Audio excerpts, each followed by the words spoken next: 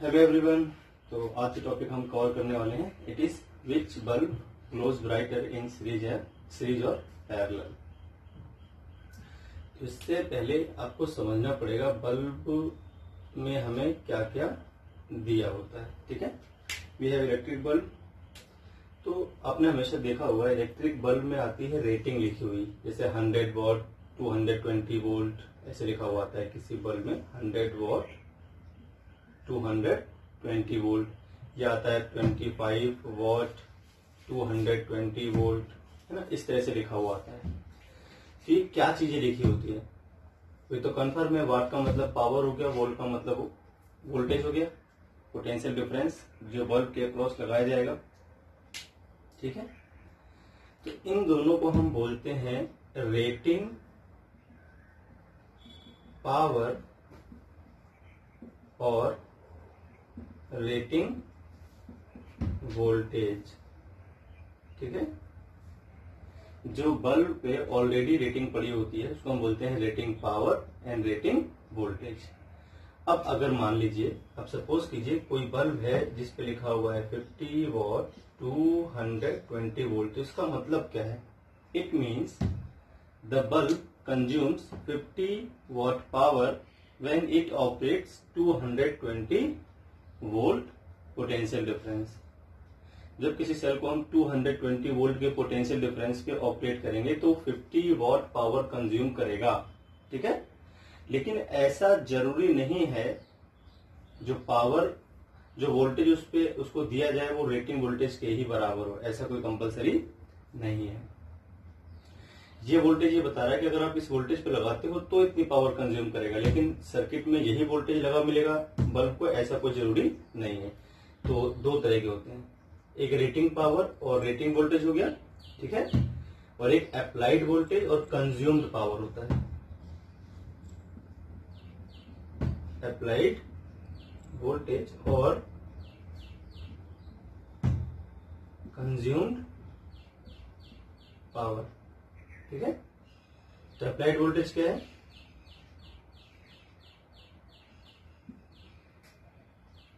Potential difference across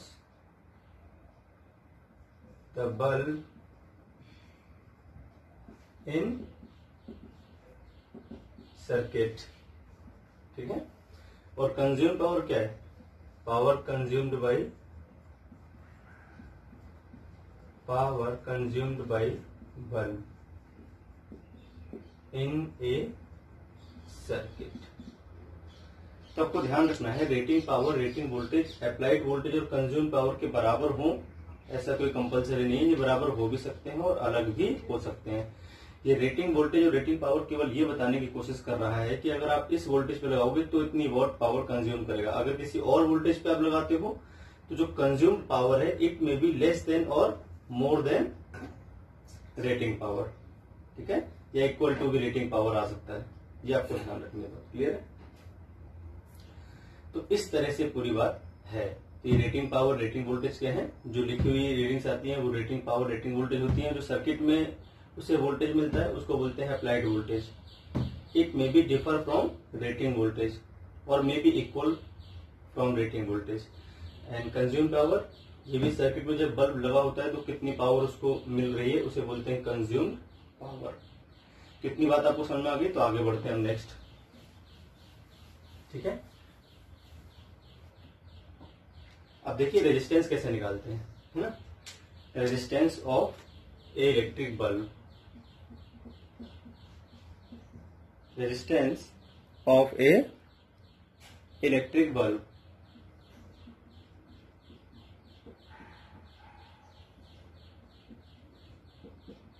जो resistance होता है ना, इसको हम बोलते हैं V not square upon P not, जहां पर वी नॉट क्या है? रेटिंग वोल्टेज, और पी नॉट क्या है? Rating power. किसी भी बल्ब का जो रेजिस्टेंस है, किसी भी बल्ब का, मान लीजिए आपके पास बल्ब है, ठीक है, इस तरह से, जो इसका rating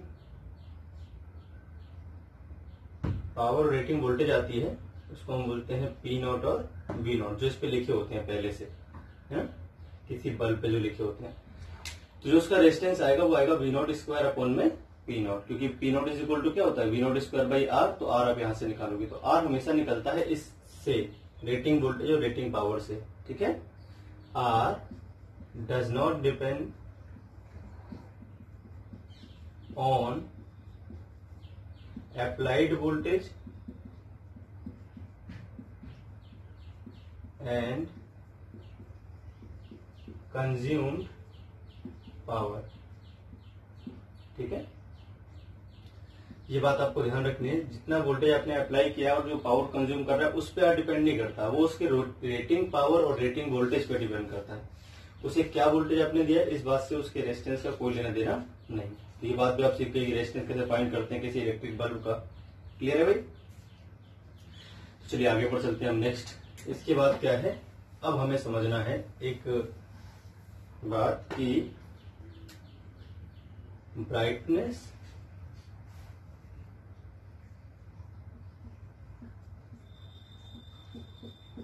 of a glowing bulb in circuit, है ना, is directly proportional to power consumed. ये बात आपको ध्यान रखनी है, किसी भी सर्किट में बाई बल्ब इन सर्किट, ठीक है, ग्लोइंग बल्ब जो है सर्किट में उसकी जो ब्राइटनेस है वो कितना ज्यादा ब्राइट ग्लो कर रहा है कितना डिम ग्लो कर रहा है, तो वो डिपेंड करता है उसने कितनी पावर कंज्यूम्ड की है। यहाँ पे रेटिंग पावर से कोई मतलब नहीं है, ध्यान रहे। Brightness of glowing bulb does not depend on rating power, है ना। Brightness of glowing bulb does not depend, ये कंज्यूम पावर पे डिपेंड करेगी, does not depend on rating power. Clear भाई? कि रेटिंग पावर पे डिपेंड नहीं करती, ये कंज्यूम्ड पावर पे डिपेंड करती है। जो एक्चुअल में सर्किट में वो कंज्यूम कर रहा है उस पावर पे डिपेंड करेगी। अगर वो ज्यादा पावर कंज्यूम करेगा तो ज्यादा ब्राइट होगी, ज्यादा ब्राइट ग्लो करेगा वो, और अगर वो लेस पावर कंज्यूम करता है तो वो डिम होगा, उसकी ब्राइटनेस क्या होगी, कम होगी। यहां तक बात आपको समझ में आ गई। अब आते हैं न्यूमेरिकल्स पे, सॉल्व करके देखते हैं, है ना। तो बात समझने की कोशिश करते हैं। पहले सीधे एग्जांपल हम समझाते हैं आपको कैसे करने होते हैं इसके एग्जांपल। मान लीजिए आपके पास दो पहले हम इन सीरीज कर लेते हैं, ठीक है। मान लीजिए आपके पास दो बल्ब हैं, ठीक है भाई। आपके पास क्या है, दो बल्ब हैं और इसकी मान लीजिए आपको दी है 50 वॉट, ठीक है, 110 वोल्ट, और इसकी मान लीजिए दे रखी है आपको 25 वॉट, यहाँ पर 220 कर लेते हैं, 110 वोल्ट, ठीक है। अभी दोनों सेम नहीं, ध्यान रखें आप। यहां से जो वोल्टेज आपने लगाया वो वोल्टेज आप मान लीजिए आपने लगाया 200 वोल्ट, ज्यादा अच्छा रहेगा, ठीक है। ये 1 इसको 100 कर लेते हैं, कैलकुलेशन थोड़ी कम हो जाएगी। अभी 220 वोल्ट हमने लगा दिया। 50 वाट 200 वोल्ट रेटिंग है इसकी, और इसकी 25 वॉट और 100 वोल्ट रेटिंग वोल्टेज और रेटिंग पावर है रिस्पेक्टिवली दोनों बल्ब्स की। अब इस बल्ब का नाम है B1 और इस बल्ब का नाम है B2। अब आपको बताना है कौन सा बल्ब ज्यादा ब्राइट ग्लो करेगा और कौन सा डिम रहेगा। सबसे पहले क्या हुआ, स्टेप फर्स्ट क्या होता है, रेजिस्टेंस पता करना। तो रेजिस्टेंस निकालते हैं R1 और R2। चलिए R1 निकालते हैं। R1 क्या आ जाएगा, V स्क्वायर अपॉन में क्या होता है, V नॉट स्क्वायर अपॉन में P नॉट होता है फॉर्मूला। तो 200 मल्टीप्लाई 200 अपॉन में क्या आ जाएगा भाई, 50, यहाँ पर आ जाएगा 100 मल्टीप्लाई 100 अपॉन में क्या आ जाएगा भाई, 25, चलिए तो पहले से सॉल्व कर लेते हैं। ये आपका आ जाएगा 50 4 जा 200 और 4 800 आ गया ओम। यहाँ देखते हैं 25 4 से ये 400 आ जाएगा ओम। ठीक है भाई, तो R1 R2 आपको पता चल गए। क्लियर है। अब जैसे कि मैंने कहा था कंज्यूम्ड पावर जो होगी, है ना, देखिए क्या दोनों में करंट तो सेम जाएगा ही जाएगा, इसमें तो कोई दो राय नहीं। आप डायरेक्टली भी कर सकते हो और इसकी वैल्यू निकाल के भी आप पता कर सकते हो। अब ये सीरीज में है तो इनमें करंट सेम जाएगा, है ना। और जो कंज्यूम्ड पावर होगी, कंज्यूम्ड पावर, जैसे ये हो गया V01 और P01, है ना। P01 का मतलब हो गया रेटिंग वोल्टेज, और सीधे जो P1 आएगा इसको हम बोलेंगे कंज्यूम्ड पावर। तो कंज्यूम्ड पावर के लिए फॉर्मूला आप अप्लाई कर सकते हो सीधे I² RA V²/R, जो उसको एक्चुअल में वोल्टेज मिल रहा हो। अब देखिए ज्यादा इजी क्या पड़ेगा, I, क्योंकि दोनों का I सेम है, दोनों का V आपको पता नहीं, इसका V1 आएगा इसका V2 आएगा, आप निकाल सकते हो बहुत इजिली। पर सर्किट कॉम्प्लिकेट होंगे, दो ही है इसलिए इजिली निकल जाएगा। 3 4 या 5 बल्ब होंगे तो वहां पर थोड़ा कॉम्प्लिकेट होगा। तो आपको ध्यान रखना है, जो करंट सेम है तो आप कंपेयर कर दें करंट वाले फॉर्मूले से, और अगर वोल्टेज सेम है तो वोल्टेज वाले फॉर्मूले से। तो P1 इज इक्वल टू क्या आएगा भाई, I² R1, और P2 इज इक्वल टू क्या आएगा, I² R2। क्लियर है। तो यहां से देखिए I² दोनों का सेम है क्योंकि दोनों सीरीज में है। अब रेजिस्टेंस ज्यादा किसका है, रेजिस्टेंस ज्यादा है R1 का, है ना। S R1 is greater than R2, it means power consumed by bulb 1 is greater than power consumed by bulb 2. Hence, bulb B1 glows more brighter. ठीक है, कि कंज्यूम्ड पावर, ये क्या है भाई, consumed power P1 is greater than consumed power of P2, जो इसको अभी कंज्यूम कर रहा है इस वोल्टेज पे। अब देखिए 220 वोल्ट लगाने का मतलब ये नहीं कि इसको 220 मिल जाएगा पूरा, कुछ इसको मिलेगा और कुछ इसको मिलेगा, और इसको 200 मिलेगा ऐसा भी जरूरी नहीं है कि 220 में से 200 इसको मिल जाए, ऐसा कोई जरूरी नहीं है। क्लियर है भाई। तो जो इसको मिलेगा उसमें से कितनी पावर ये कंज्यूम करेगा उसको बोलते हैं कंज्यूम पावर, जो अप्लाइड वोल्टेज है उससे कितनी पावर कर रहा है। और जो ऑलरेडी लिखी हुई होती है वो होती है रेटिंग वोल्टेज। तो रेटिंग वोल्टेज तो ब्राइटनेस को मतलब है नहीं, मैं ऑलरेडी आपको बता चुका हूं ये बात। क्लियर है भाई। तो सीरीज में क्या करना है, सीरीज में अगर बल्ब्स होते हैं तो आपको ध्यान रखना है जिस बल्ब का रेजिस्टेंस ज्यादा होगा वो बल्ब की पावर कंज्यूम ज्यादा होगी और वो ज्यादा ब्राइट ग्लो करेगा। क्लियर है बात। तो इस तरह से आपका आंसर आ गया पहला। तो अब बात कर लेते हैं इन पैरेलल कॉम्बिनेशन, फिर हम कंबाइन भी कर लेंगे क्वेश्चन। ठीक है, चलिए तो अब देखते हैं पैरेलल कॉम्बिनेशन क्या करना है।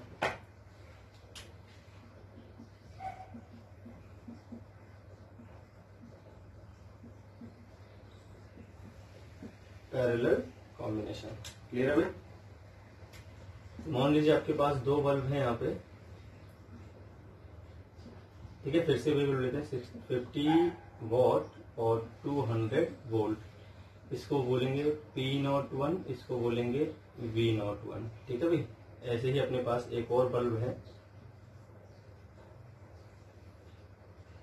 और जो अप्लाइड वोल्टेज है इनका वही 220 रखते हैं। देखते हैं इस बार क्या हुआ। 220 वोल्ट रख लेते हैं, और इसका जो है वो P02 रेटिंग वोल्टेज है वही 25 वॉट, और मान लीजिए जो वोल्टेज रीडिंग है वो कितनी है 100 वोल्ट की। क्लियर है भाई। तो अब देखते हैं इसमें क्या होगा। अब इसमें क्या है, फिर से वही R1 पता करना है। तो R1 R2 तो हम ऑलरेडी निकाल चुके थे।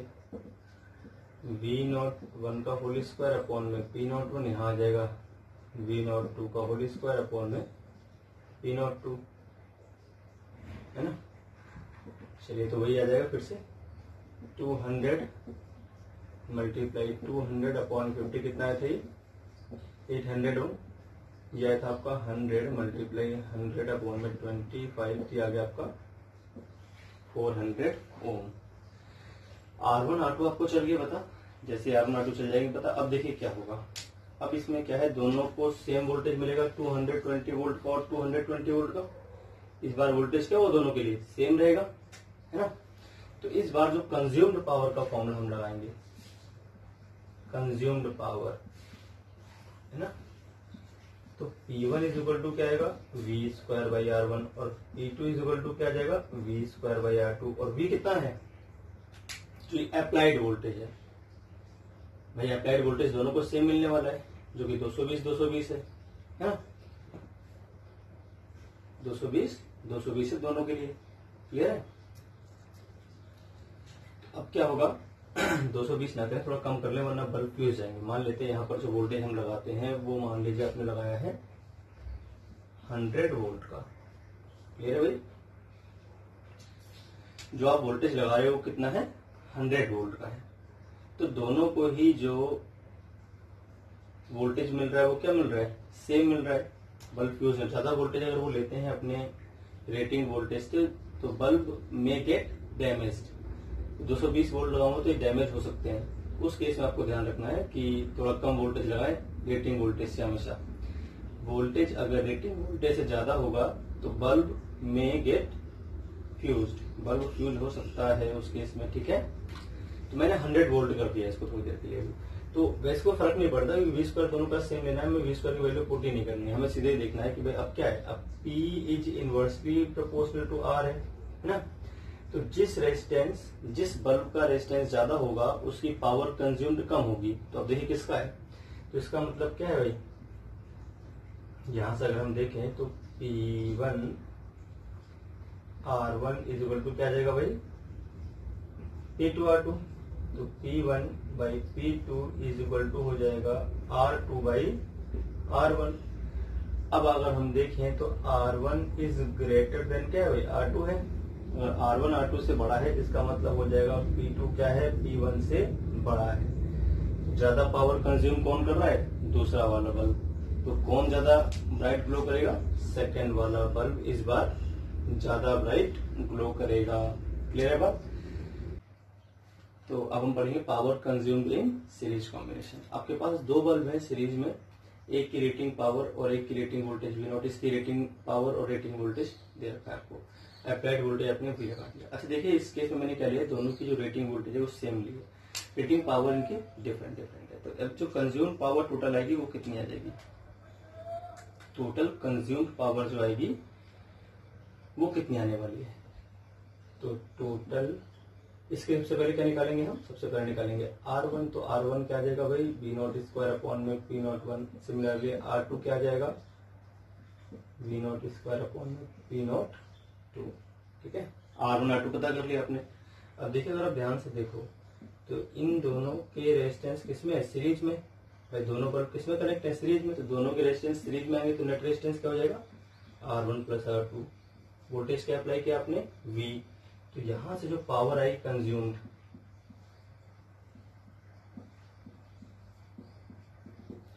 तो वो आ जाएगी P is equal to, consume power की बात हो रही है, P इज इक्वल टू क्या जाएगा, अप्लाइड वोल्टेज। कंज्यूम पावर में अप्लाइड वोल्टेज आता है और सर्किट का नेट रेजिस्टेंस। सर्किट की पूरी कंज्यूम पावर निकाल रहे हैं सर। तो V² में क्या जाएगा भाई, सीधे सीधे V0² कॉमन लिया, R1 R2 की वैल्यू ऊपर से पुट कर रहा हूं। तो 1/P01 यहाँ पर आ जाएगा 1/P02, क्लियर है भाई। जो पावर कंज्यूम्ड आपके पास आ जाएगी वो ये आ जाएगी, है ना, V0² में। तो पावर कंज्यूम का फॉर्मूला आ गया V/V0 का whole square 1/1/P01 plus 1/P02, clear है भाई। इस तरह से अपने पास ये फॉर्मूला आ गया,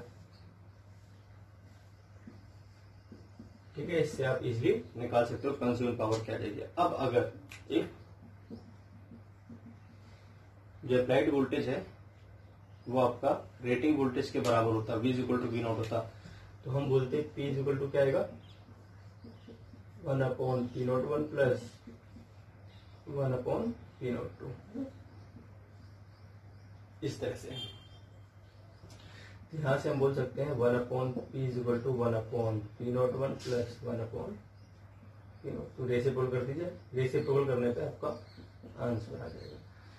तो अगर दोनों बल्ब की जो रेटिंग वोल्टेज है वो अप्लाइड वोल्टेज के बराबर हो और उनको सीरीज में कर रखा हो कनेक्ट, तो नेट कंज्यूम पावर जो आती है वो आती है दोनों की रेटिंग पावर के रेसिप्रोकल्स के सम के इक्वल। कंज्यूम पावर के रेसिप्रोकल दोनों पावर रेटिंग्स के रेसिप्रोकल के सम के इक्वल आ जाएगा इस केस में, ठीक है। ऐसे आप नोट कर लें। अब सिमिलरली हम बात कर लेंगे पैरेलल कॉम्बिनेशन में। किसमें? तो पैरेलल कॉम्बिनेशन में भी आप एक बार देख लें। सेल को हम कर लेते हैं कनेक्ट। चलिए, तो एक सेल आपने ले लिया यहाँ पर, सॉरी 2 बल्ब ले लिए हमने और एक सेल ले लिया जिसका वोल्टेज V है, अप्लाइड वोल्टेज वो V है। बाकी सब कुछ वही रख लीजिए, P01 और V0। ऐसे ही इसका हो जाएगा P02 और V0। हम अप्लाइड वोल्टेज सेम ले रहे हैं, ठीक है। अप्लाइड वोल्टेज दोनों के लिए सेम हो जाएगा और जिनकी रेटिंग वोल्टेज है वो भी हमने सेम ले लिया। पावर रेटिंग्स जो है या रेटिंग पावर जो है वो केवल अलग अलग ले ली हमने। तो अब देखते हैं क्या आएगा। अच्छा, इस बार भी क्या आएगा अपने पास, जो R1 R2 तो सेम ही आने वाले हैं। R1 क्या आ जाएगा, V0 स्क्वायर अपॉन में P01 और R2 क्या आ जाएगा, V0 स्क्वायर अपॉन में P02। क्लियर है भाई? तो अब हमें क्या निकालना है, हमें निकालना है कंज्यूम्ड पावर, है ना। तो अब कंज्यूम पावर जो P आएगी वो कितनी आ जाएगी, P आ जाएगी। देखो दोनों का जो अप्लाइड वोल्टेज है V, दोनों को हमने वोल्टेज दिया है इस बार V, तो दोनों पैरेलल में दोनों का सेम रहेगा वोल्टेज, इसमें तो कोई दूरा नहीं है ना। तो अगर इन दोनों का हम पैरेलल कॉम्बिनेशन का रेजिस्टेंस देखें तो 1/R1 प्लस 1/R2 आ जाएगा सीधे सीधे। तो अपने पास जो आंसर आएगा V स्क्वायर अपॉन में क्या आ जाएगा, R इक्विवेलेंट पावर का V हमें पता ही है। तो V स्क्वायर अपॉन में R इक्विवेलेंट, अभी जाएगा V स्क्वायर और R इक्विवेलेंट की जगह पे क्या आ जाएगा, ऐसे लिख लीजिए इसको, V square multiply 1/R equivalent. अब V स्क्वायर 1/R इक्विवेलेंट किसके इक्वल आएगा, 1/R1 प्लस 1/R2, क्योंकि दोनों किसमें कंबाइन है, इस बार पैरेलल में कंबाइन है P, है ना। तो P इक्वल टू क्या आ जाएगा, V स्क्वायर। अब R1 R2 की अगर हम वैल्यू पुट कर देते हैं, R1 R2 की अगर वैल्यू पुट करें तो आप ध्यान से देखें, क्या आ जाएगा आपका सीधे सीधे P01 अपॉन में V0 स्क्वायर प्लस P02 और अपॉन में V0 स्क्वायर। तो सीधे आ जाएगा V स्क्वायर अपॉन में V0 square P01 plus P02, सीधे आ गया। ये आपका बन गया फॉर्मूला, ठीक है। एक रेटिंग वोल्टेज और अप्लाइड वोल्टेज बराबर होते तो उस केस में जो पावर कंज्यूम रहता है सीधे किसके इक्वल आता है, P01 प्लस P02। तो ये आपका सीरीज और पैरेलल कॉम्बिनेशन में पावर कंज्यूम का फॉर्मूला आ गया, ठीक है।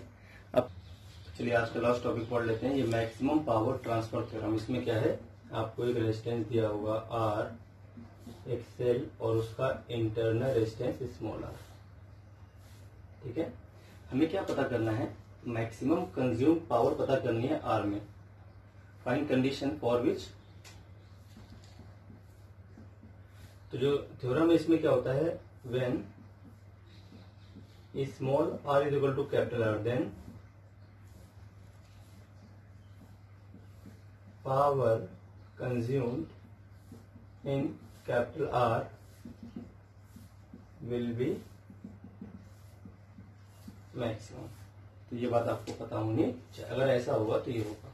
अब इसका हम प्रूफ कर लेते हैं फटाफट, ठीक है भाई। स्मॉल आर और कैपिटल आर जब इक्वल होंगे तो उस केस में इस आर में जो कंज्यूम पावर आएगी वो मैक्सिमम आएगी। अब इसका प्रूफ कर लेते हैं। तो प्रूफ में क्या है, आप ध्यान से देखें एक बार। सबसे पहले क्या भाई, आप करंट निकालोगे, है ना। चलिए करंट निकाल लेते हैं। तो हम देखते हैं पहले सर्किट में करंट। अगर सर्किट में हम करंट को I मान लेते हैं, इस सर्किट में मैंने करंट को मान लिया I थोड़ी देर के लिए, ठीक है। तो I इज इक्वल टू क्या आ जाएगा अपने पास, ई बाई आर प्लस आर। कैसे? नेट वोल्टेज ई आएगा। अब देखिए दोनों ही रेजिस्टेंस में सेम करंट फ्लो कर रहे हैं, मतलब दोनों रेजिस्टेंस किसमें? सीरीज में। तो नेट करंट जो आएगा सर्किट का वो हो जाएगा ई और अपॉन में R plus R. Equation number first कर लें इसको। Now power in capital R. अब कैपिटल आर में जो पावर आएगी वो क्या हो जाएगी? आई स्क्वायर और मल्टीप्लाई आर ना। चलिए तो आगे बढ़ चलते हैं। इसमें आई स्क्वायर इंटू आर हो गया अपने पास, ठीक है। अब अगर हम देखें तो पावर का जो फॉर्मूला आ जाएगा वो आ जाएगा ई स्क्वायर अपॉन में मल्टीप्लाई आर, ठीक है। अपने पास ये फॉर्मूला आ जाएगा इसका। तो अब अगर देखा जाए तो इसको हम करते हैं now for maximum power. Maxima और मिनिमा वाले कंसेप्ट से आपको पता होगा, अगर हम इसको डिफरेंशिएट कर दें विद रिस्पेक्ट टू आर तो मैक्सिमम या मिनिमम पावर निकल आएगी आपकी। तो आर की वैल्यू क्या हो जिसके लिए वो maximum? What is the value of R so that power is maximum in external resistance. इसकी वैल्यू क्या हो जिसके लिए पावर मैक्सिमम हो इसी में? तो हो जाएगा D over D R E square into R upon में आर प्लस आर का होल स्क्वायर, ठीक है भाई। अब इसे डिफरेंशिएट करना है। अच्छा देखिए इसको जीरो के बराबर पुट करना पड़ता है मैक्सिमम मिनिमा के लिए। ई स्क्वायर आ जाएगा आपका बाहर, तो अंदर बचेगा। इसको हम डिफरेंशिएट कर लेते हैं किस रूल से? डिवाइड रूल से। अब डिवाइड रूल कैसे करना है वो देखें एक बार। अब सबसे पहले क्या करते हैं, जो डिनोमिनेटर है उसको लिखते हैं बाहर और जो न्यूमरेटर है उसको हम करते हैं डिफरेंशिएट। तो कितना आ जाएगा? D R by D are, ठीक है। फिर माइनस लगा देते हैं। माइनस जब हम कर देंगे तो उसके बाद आपके पास ये दोनों कांस्टेंट हो गए। अब आर की वैल्यू क्या हो? देखिए दोनों फिक्स्ड है आपके। तो अभी इसमें क्या है, अब हमें करना है आर को लिख देना है बाहर और डिफरेंशिएट करना है इस तरह से, ठीक है। और अपॉन में आ जाएगा आर प्लस आर के होल स्क्वायर का होल स्क्वायर, डिनोमिनेटर का स्क्वायर। एक बार वापस समझिए कैसे क्या है। पहले डिनोमिनेटर को बाहर लिखते हैं, न्यूमरेटर को करते हैं डिफरेंशिएट, फिर माइनस लगाते हैं। न्यूमरेटर को बाहर लिखते हैं, डिनोमिनेटर को करते हैं डिफरेंशिएट, फिर डिनोमिनेटर का होल स्क्वायर। इसको बोलते हैं डिवाइड रूल डिफरेंशिएशन में, ठीक है भाई। यहाँ तक क्लास में आ गई। अब देखिए जीरो इज इक्वल टू क्या आ जाएगा अपने पास? आर प्लस आर का होल स्क्वायर इंटू 1 हो गया सीधे। तो फिर माइनस लगा दीजिए, इसको हटा दीजिए यहाँ से। आर पावर आगे आती है, एक पावर कम हो जाती है, फिर मल्टीप्लाई करूंगा तो इसका 0 आ जाएगा और इसका 1 ही आएगा सीधे सीधे, ठीक है भाई। ये तो कांस्टेंट है और ये वेरिएबल है D R by D R, तो 1 हो जाएगा। और D small R by D capital करेंगे तो 0 आ जाएगा।